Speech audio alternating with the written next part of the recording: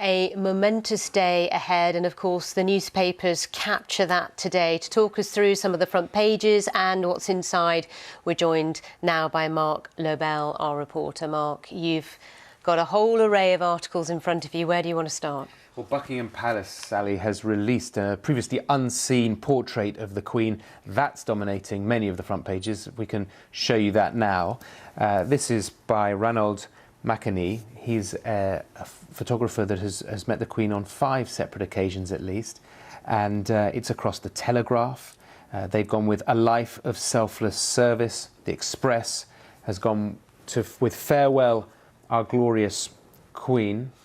And this is the Times. We've also got the Sun here, which just says "God bless." God bless, exactly. And it really is a lovely photo, isn't it? Taken in Windsor in May. Yeah. On it, if you look very closely, that brooch, an aquamarine brooch, is her 18th birthday present from her parents in 1944. She wore it for the Diamond Jubilee in 2012, 75th anniversary of VE Day in 2020. But it's the smile on that, I think, that is the reason why they chose it. It's a pronounced smile compared to all the other portraits that we've seen. But also she's so at ease, and it's not a surprise because this photographer took that very famous photo, if you remember, of Prince Charles, William, George and the Queen, which kind of showed the line of succession around the time of her 90th birthday. Yeah. So he knew her well. So lovely to release that today for us all to see this morning ahead of the state funeral.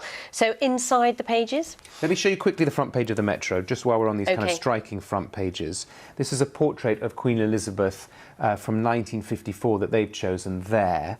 The Italian artist Pietro Anidioni, but with the words, "Thank you, Ma'am." So kind of both ends of her reign. Yeah. Inside the paper, well, let me show you the eye as well, because let's not forget the many, many people that are involved in this, which is the British public. This is the eye, which has gone with the world's farewell to Elizabeth. This is the long walk to Windsor Castle from Windsor Great Park.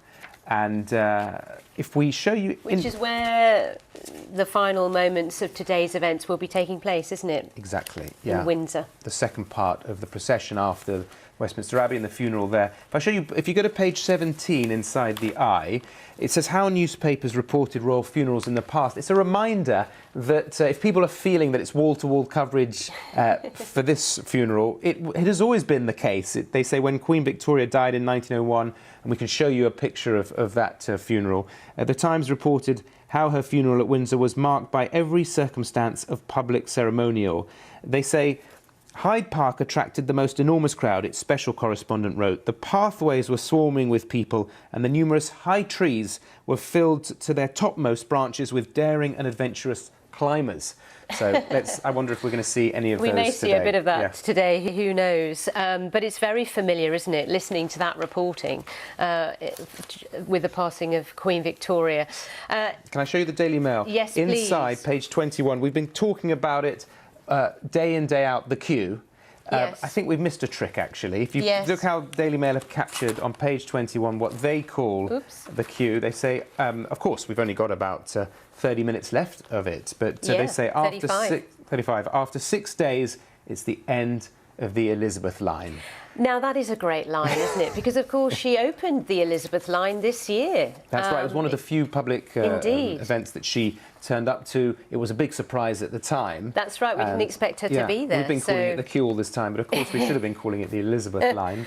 Page 5 on the Daily Mail. Now, this, I love the way the Daily Mail write this up. The reception of the century. Sounds like a very lavish, glamorous thing. This was, of course, the state reception hosted by King Charles.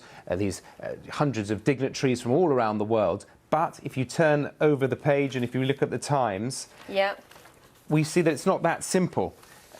You've got many, many potential diplomatic incidents with all the people that have been invited because... Of course, you've got, for example, the former Spanish king who was asked not to come by the Spanish government but turned up. You've got Iran, you've got Israel. And I do love the way they've written about this in the Times. It says the key protocol problem was that the guests, this was yesterday afternoon, were free to mingle at Buckingham Palace gathering When world leaders can move unimpeded, there is both diplomatic opportunity and risk. I thought that put it rather Free to well. mingle, exactly. Indeed. Free to mingle, goodness me. But why are they all making the trip? Because there's an estimated TV audience of 4 billion. Yes, it's enormous. That's what the newspapers Absolutely are reporting. enormous. So they all want to be seen And this there. image is everywhere as well, isn't it, today, of the Princess of Wales meeting with Olena Zelenska, Yes. the wife of the Ukrainian president. She is here to represent Ukraine, and Exactly. President Zelensky not here for obvious reasons. Catherine, Princess of Wales, has been keen to show her support. If I show you this quote from the Times, the back page of the Times, this was the Queen in 2002. If I just read it to you. Each day is a new beginning. This is from the Queen's Christmas broadcast in 2002. Each day is a new beginning. I know that the only way to live my life is to try to do what is right, to take the long view, to give of my best in all that the day brings, and to put my trust in God. Really important to end on her words there. But an interesting quote on the website, the BBC's religion editor, Aline McBull, writing an article about how central faith was to her life, quotes the former Archbishop of York, Lord John Sentamu, who says the Queen was so immersed in Scripture that she would just evangelise naturally. Yeah, absolutely. And that particular speech that year, 2002, I mean, when she says each day is a new beginning, you know, I take the long view. She lost her sister and her mother that year. It was a very tough year, 2002. I looked at the numbers that would tune into her speech at 3 p.m. on Christmas Day. Last year, more than 9 million people tuned in. And it will be strange this Christmas. Yes. Absolutely. She will be missed. She will and is. Mark, thank you so much. And thank you too for your company. Before I say goodbye, let's take you to Westminster Hall, as we have just over half an hour now for the public to pay their respects.